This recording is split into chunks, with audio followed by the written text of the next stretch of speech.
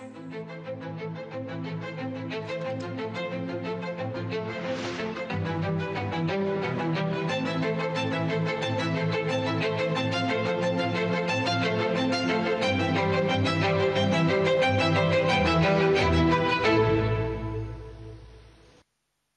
प्यारे देशवासियों, नमस्कार।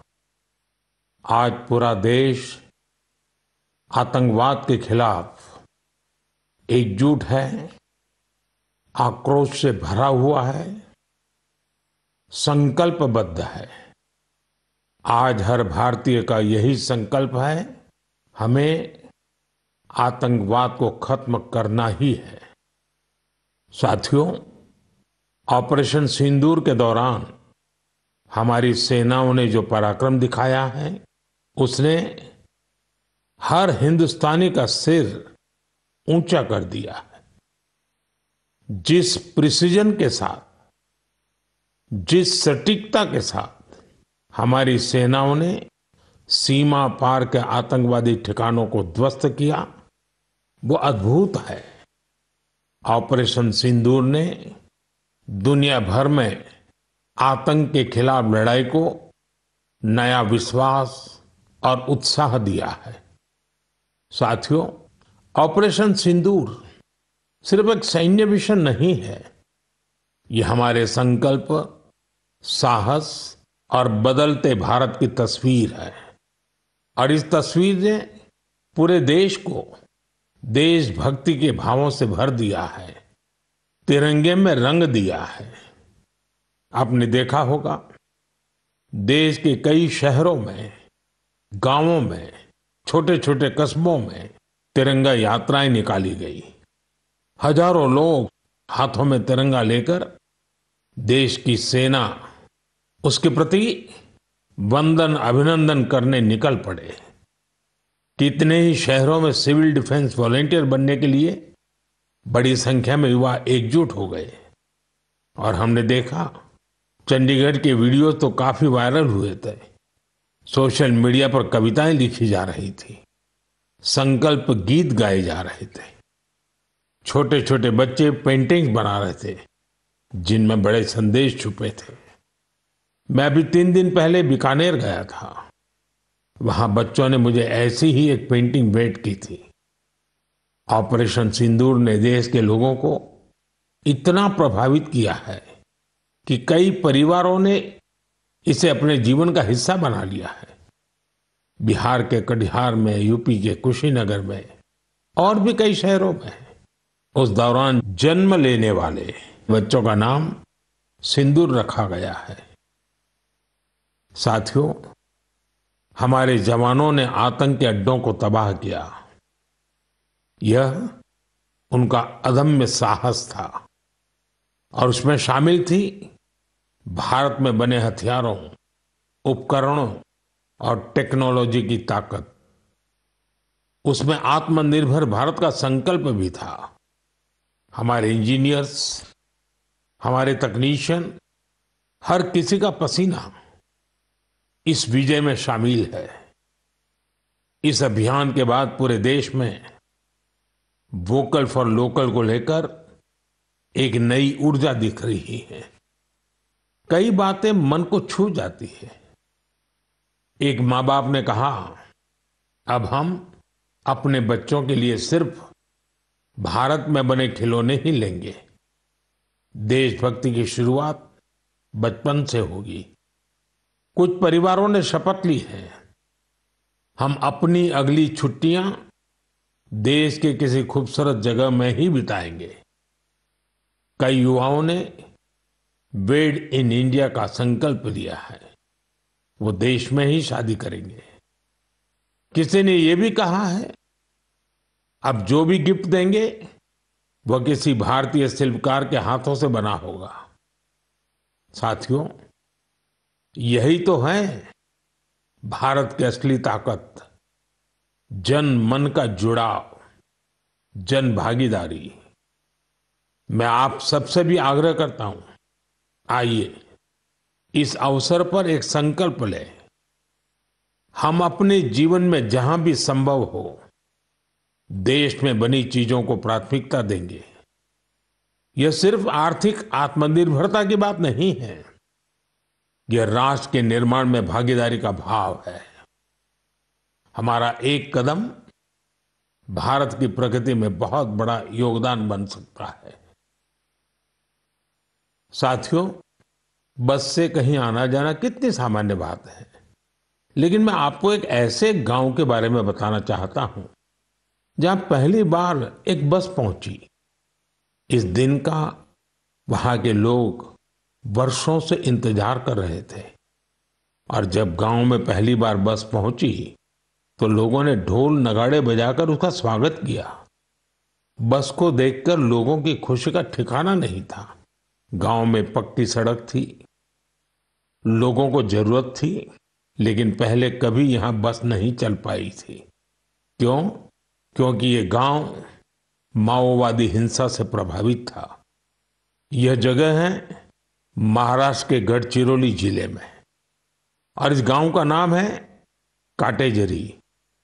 काटेजरी में आए इस परिवर्तन को आसपास के पूरे क्षेत्र में महसूस किया जा रहा है। अब यहां हालात तेजी से सामान्य हो रहे हैं। माओवाद के खिलाफ सामूहिक लड़ाई से अब ऐसे क्षेत्रों तक भी बुनियादी सुविधाएं पहुंचने लगी हैं। गांव के लोगों का कहना है कि बस के आने से उन लोगों का जीवन बहुत आसान हो जाएगा। साथियों, मन की बात में हम छत्तीसगढ़ में हुए बस्तर ओलंपिक और माओवाद प्रभावित क्षेत्रों में साइंस लैब पर चर्चा कर चुके हैं। यहाँ के बच्चों में साइंस का पैशन है, वो स्पोर्ट्स में भी कमाल कर रहे हैं। ऐसे प्रयासों से पता चलता है कि इन इलाकों में रहने वाले लोग कितने साहसी होते हैं। इन लोगों ने तमाम चुनौतियों के बीच अपने जीवन को बेहतर बनाने की राह चुनी है। मुझे यह जानकर भी बहुत खुशी हुई कि 10वीं और 12वीं की परीक्षाओं में दंतेवाड़ा जिले के नतीजे बहुत शानदार रहे हैं। करीब 95% रिजल्ट के साथ ये जिला 10वीं के नतीजों में टॉप पर रहा। वहीं 12वीं की परीक्षा में इस जिले ने छत्तीसगढ़ में छठा स्थान हासिल किया। सोचिए, जिस दंतेवाड़ा में कभी माओवाद चरम पर था, वहां आज शिक्षा का परचम लहरा रहा है। ऐसे बदलाव हम सभी को गर्व से भर देते हैं। मेरे प्यारे देशवासियों, अब मैं लायंस, शेरों से जुड़ी एक बड़ी अच्छी खबर आपको बताना चाहता हूं। पिछले केवल 5 वर्षों में गुजरात के गीर में शेरों की आबादी 674 से बढ़कर 891 हो गई है। 674 से 891। लायन सेंसस के बाद सामने आई शेरों की ये संख्या बहुत उत्साहित करने वाली है।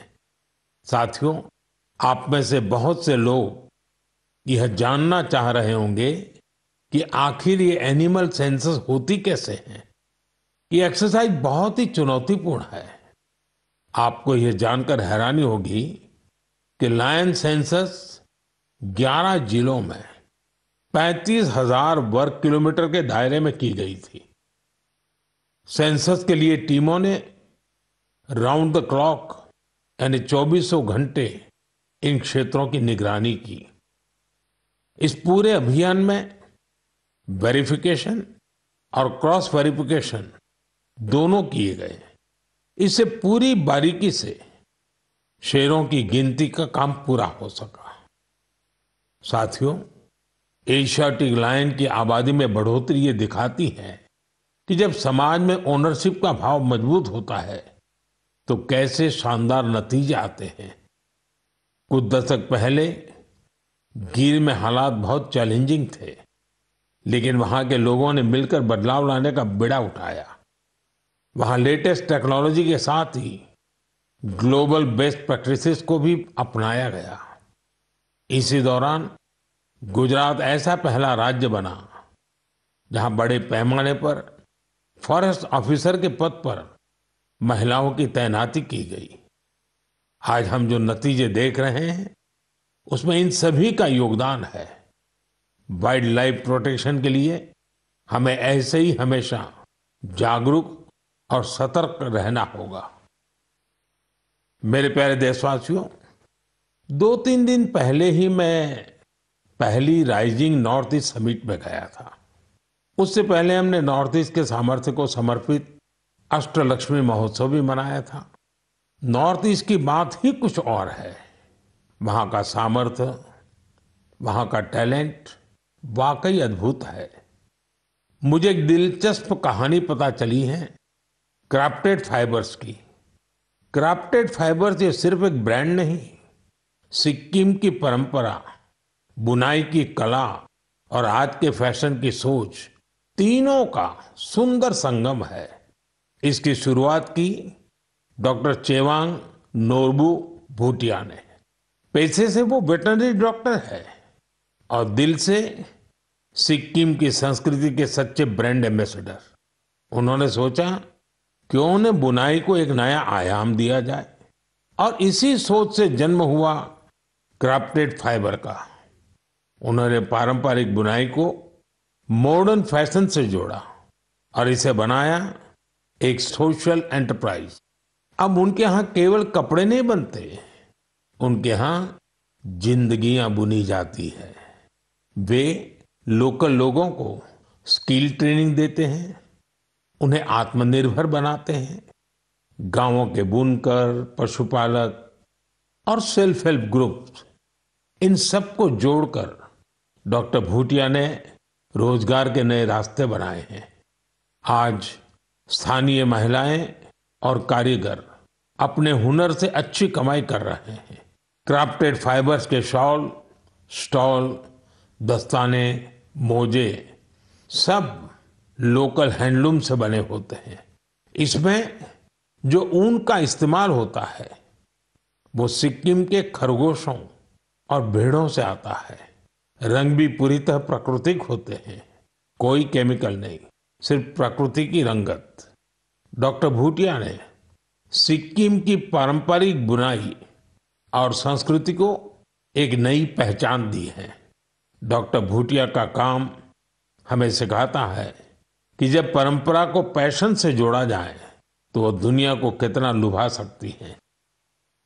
मेरे प्यारे देशवासियों, आज मैं आपको एक ऐसे शानदार व्यक्ति के बारे में बताना चाहता हूं जो एक कलाकार भी हैं और जीती जागती प्रेरणा भी है। नाम है जीवन जोशी। उम्र 65 साल। अब सोचिए, जिनके नाम में ही जीवन हो वो कितनी जीवंतता से भरे होंगे। जीवन जी उत्तराखंड के हल्द्वानी में रहते हैं। बचपन में पोलियो ने उनके पैरों की ताकत छीन ली थी, लेकिन पोलियो उनके हौसलों को नहीं छीन पाया। उनके चलने की रफ्तार भले ही कुछ धीमी हो गई, लेकिन उनका मन कल्पना की हर उड़ान उड़ता रहा। इसी उड़ान में जीवन जी ने एक अनोखी कला को जन्म दिया। नाम रखा बगेट। इसमें वो चीड़ के पेड़ों से गिरने वाली सूखी छाल से सुंदर कलाकृतियां बनाते हैं। वो छाल जिसे लोग आमतौर पर बेकार समझते हैं, जीवन जी के हाथों में आते ही धरोहर बन जाती है। उनकी हर रचना में उत्तराखंड की मिट्टी की खुशबू होती है। कभी पहाड़ों के लोक वाद्य यंत्र, तो कभी लगता है जैसे पहाड़ों की आत्मा उस लकड़ी में समा गई हो। जीवन जी का काम सिर्फ कला नहीं, एक साधना है। उन्होंने इस कला में अपना पूरा जीवन समर्पित कर दिया है। जीवन जोशी जैसे कलाकार हमें याद दिलाते हैं कि परिस्थितियां चाहे जैसी भी हो, अगर इरादा मजबूत हो तो नामुमकिन कुछ नहीं। उनका नाम जीवन है और उन्होंने सच में दिखा दिया कि जीवन जीना क्या होता है। मेरे प्यारे देशवासियों, आज कई ऐसी महिलाएं हैं जो खेतों के साथ ही अब आसमान की ऊंचाइयों पर काम कर रही हैं। जी हाँ, आपने सही सुना। अब गांव की महिलाएं ड्रोन दीदी बनकर ड्रोन उड़ा रही हैं और उससे खेती में नई क्रांति ला रही है। साथियों, तेलंगाना के संगारेड्डी जिले में कुछ समय पहले तक जिन महिलाओं को दूसरों पर निर्भर रहना पड़ता था, आज वही महिलाएं ड्रोन से 50 एकड़ जमीन पर दवा के छिड़काव का काम पूरा कर रही है। सुबह 3 घंटे, शाम 2 घंटे और काम निपट गया। धूप की तपन नहीं, जहर जैसे केमिकल्स का खतरा नहीं। साथियों, गांव वालों ने भी इस परिवर्तन को दिल से स्वीकार किया है। अब ये महिलाएं ड्रोन ऑपरेटर नहीं, स्काई वॉरियर्स के नाम से जानी जाती है। ये महिलाएं हमें बता रही हैं, बदलाव तब आता है जब तकनीक और संकल्प एक साथ चलते हैं। मेरे प्यारे देशवासियों, अंतर्राष्ट्रीय योग दिवस में अब 1 महीने से भी कम समय बचा है। ये अवसर याद दिलाता है कि अगर आप अब भी योग से दूर हैं तो अब योग से जुड़े। योग आपका जीवन जीने का तरीका बदल देगा। साथियों, 21 जून 2015 में योग दिवस की शुरुआत के बाद से ही इसका आकर्षण लगातार बढ़ रहा है। इस बार भी योग दिवस को लेकर दुनिया भर में लोगों का जोश और उत्साह नजर आ रहा है। अलग अलग संस्थान अपनी तैयारियां साझा कर रहे हैं। बीते वर्षों की तस्वीरों ने बहुत प्रेरित किया है। हमने देखा है, अलग अलग देशों में किसी साल लोगों ने योग चेन बनाई, योग रिंग बनाई। ऐसी बहुत ही तस्वीरें हैं जहां एक साथ 4 जनरेशन मिलकर योग कर रही हैं। बहुत से लोगों ने अपने शहर की आइकॉनिक प्लेसेस को योग के लिए चुना। आप भी इस बार कुछ इंटरेस्टिंग तरीके से योग दिवस मनाने के बारे में सोच सकते हैं। साथियों, आंध्र प्रदेश की सरकार ने योग आंध्र अभियान शुरू किया है। इसका उद्देश्य पूरे राज्य में योग संस्कृति को विकसित करना है। इस अभियान के तहत योग करने वाले 10 लाख लोगों का एक पूल बनाया जा रहा है। मुझे इस वर्ष विशाखापत्तनम में योग दिवस कार्यक्रम में शामिल होने का अवसर मिलेगा। मुझे जानकर अच्छा लगा कि इस बार भी हमारे युवा साथी देश की विरासत से जुड़ी आइकॉनिक प्लेसेस पर योग करने वाले हैं। कई युवाओं ने नए रिकॉर्ड बनाने और योग चेन का हिस्सा बनने का संकल्प लिया है। हमारे कॉरपोरेट्स भी इसमें पीछे नहीं है। कुछ संस्थानों ने ऑफिस में ही योग अभ्यास के लिए अलग स्थान तय कर दिया है। कुछ स्टार्टअप्स ने अपने ऑफिस योग अवर्स तय कर दिए हैं। ऐसे भी लोग हैं जो गांवों में जाकर योग सिखाने की तैयारी कर रहे हैं। हेल्थ और फिटनेस को लेकर लोगों की ये जागरूकता मुझे बहुत आनंद देती है। साथियों, योग दिवस के साथ साथ आयुर्वेद के क्षेत्र में भी कुछ ऐसा हुआ है जिसके बारे में जानकर आपको बहुत खुशी होगी। कल ही यानी 24 मई को WHO के डायरेक्टर जनरल और मेरे मित्र तुलसी भाई की मौजूदगी में एक MOU साइन किया गया है। इस एग्रीमेंट के साथ ही international classification of health interventions के तहत एक डेडिकेटेड ट्रेडिशनल मेडिसिन मॉड्यूल पर काम शुरू हो गया है। इस पहल से आयुष को पूरी दुनिया में वैज्ञानिक तरीके से अधिक लोगों तक पहुंचाने में मदद मिलेगी। साथियों, आपने स्कूलों में ब्लैक बोर्ड तो देखा होगा, लेकिन अब कुछ स्कूलों में शुगर बोर्ड भी लगाया जा रहा है। ब्लैक बोर्ड नहीं, शुगर बोर्ड। CBSE की इस अनोखी पहल का उद्देश्य है बच्चों को उनके शुगर इंटेक के प्रति जागरूक करना। कितनी चीनी लेनी चाहिए और कितनी चीनी खाई जा रही है, ये जानकर बच्चे खुद से ही हेल्दी विकल्प चुनने लगे हैं। ये एक अनोखा प्रयास है और इसका असर भी बड़ा पॉजिटिव होगा। बचपन से ही स्वस्थ जीवन शैली की आदतें डालने में ये काफी मददगार साबित हो सकता है। कई अभिभावकों ने इसे सराहा है और मेरा मानना है ऐसी पहल दफ्तरों, कैंटीनों और संस्थानों में भी होनी चाहिए। आखिरकार सेहत है तो सब कुछ है। फिट इंडिया ही स्ट्रांग इंडिया की नींव है। मेरे प्यारे देशवासियों, स्वच्छ भारत की बात हो और मन की बात के श्रोता पीछे रहें, ऐसा कैसे हो सकता है भला? मुझे पूरा विश्वास है कि आप सब अपने अपने स्तर पर इस अभियान को मजबूती दे रहे हैं। लेकिन आज मैं आपको एक ऐसी मिसाल के बारे में बताना चाहता हूं जहां स्वच्छता के संकल्प ने पहाड़ जैसी चुनौतियों को भी मात दे दी। आप सोचिए, कोई व्यक्ति बर्फीली पहाड़ियों पर चढ़ाई कर रहा हो, जहां सांस लेना मुश्किल हो, कदम कदम पर जान को खतरा हो, और फिर भी वो व्यक्ति वहां सफाई में जुटा हो। ऐसा ही कुछ किया है हमारी आईटीबीपी की टीमों के सदस्यों ने। ये टीम माउंट मकालू जैसे विश्व की सबसे कठिन चोटी पर चढ़ाई के लिए गई थी।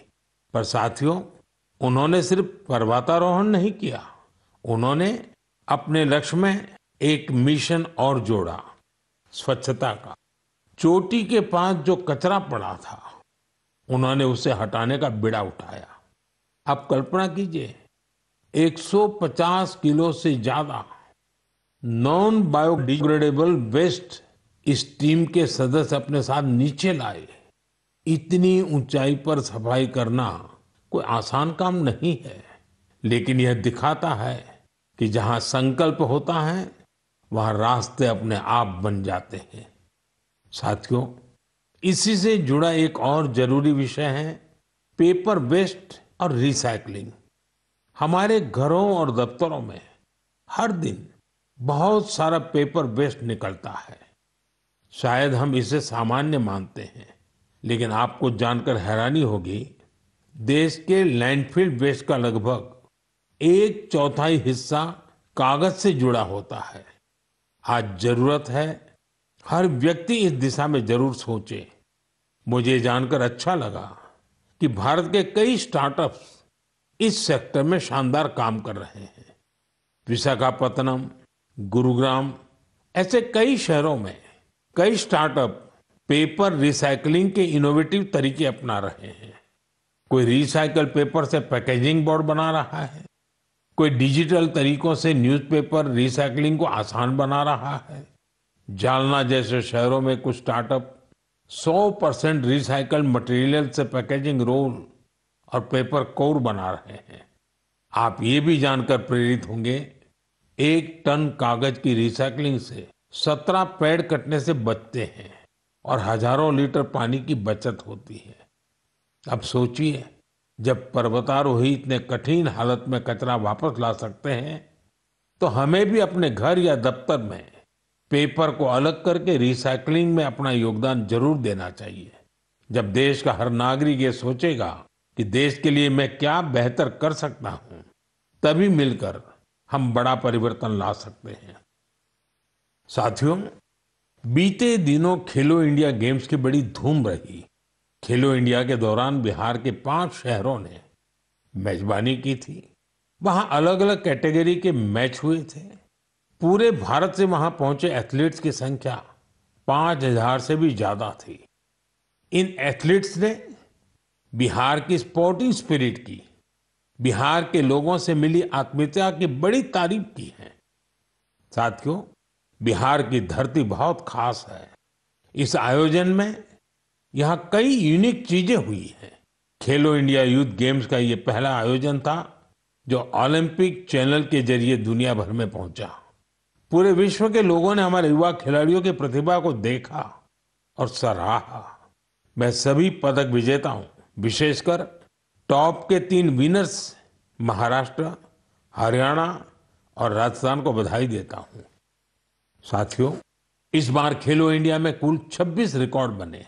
वेट लिफ्टिंग स्पर्धाओं में महाराष्ट्र की अस्मिता धोने, ओडिशा के हर्षवर्धन साहू और उत्तर प्रदेश के तुषार चौधरी के शानदार प्रदर्शन ने सबका दिल जीत लिया। वहीं महाराष्ट्र के साईराज परदेशी ने तो 3 रिकॉर्ड बना डाले। एथलेटिक्स में उत्तर प्रदेश के कादिर खान और शेख जिशान और राजस्थान के हंसराज ने शानदार प्रदर्शन किया। इस बार बिहार ने भी 36 मेडल्स अपने नाम किए। साथियों, जो खेलता है वही खिलता है। यंग स्पोर्टिंग टैलेंट के लिए टूर्नामेंट बहुत मायने रखता है। इस तरह के आयोजन भारतीय खेलों के भविष्य को और संवारने वाले हैं। मेरे प्यारे देशवासियों, 20 मई को वर्ल्ड बी डे मनाया गया। यानी एक ऐसा दिन जो हमें याद दिलाता है कि शहद सिर्फ मिठास नहीं, बल्कि सेहत, स्वरोजगार और आत्मनिर्भरता की मिसाल भी है। पिछले 11 वर्षों में मधुमक्खी पालन में भारत में एक स्वीट रिवॉल्यूशन हुआ है। आज से 10-11 साल पहले भारत में शहद उत्पादन एक साल में करीब 70-75 हजार मैट्रिक टन होता था। आज ये बढ़कर करीब करीब 1.25 मैट्रिक टन के आसपास हो गया है। यानी शहद उत्पादन में करीब 60% की बढ़ोतरी हुई है। हम हनी प्रोडक्शन और एक्सपोर्ट में दुनिया के अग्रणी देशों में आ चुके हैं। साथियों, इस पॉजिटिव इम्पैक्ट में राष्ट्रीय मधुमक्खी पालन और शहद मिशन की बड़ी भूमिका है। इसके तहत मधुमक्खी पालन से जुड़े हजारों किसानों को ट्रेनिंग दी गई, उपकरण दिए गए और बाजार तक उनकी सीधी पहुंच बनाई गई। साथियों, ये बदलाव सिर्फ आंकड़ों में नहीं दिखता, ये गांव की जमीन पर भी साफ नजर आता है। छत्तीसगढ़ के कोरिया जिले का एक उदाहरण है। यहाँ आदिवासी किसानों ने सोन हनी नाम से एक शुद्ध जैविक शहद ब्रांड बनाया है। आज वह शहद जैम समेत अनेक ऑनलाइन पोर्टल पर बिक रहा है। यानी गांव की मेहनत अब ग्लोबल हो रही है।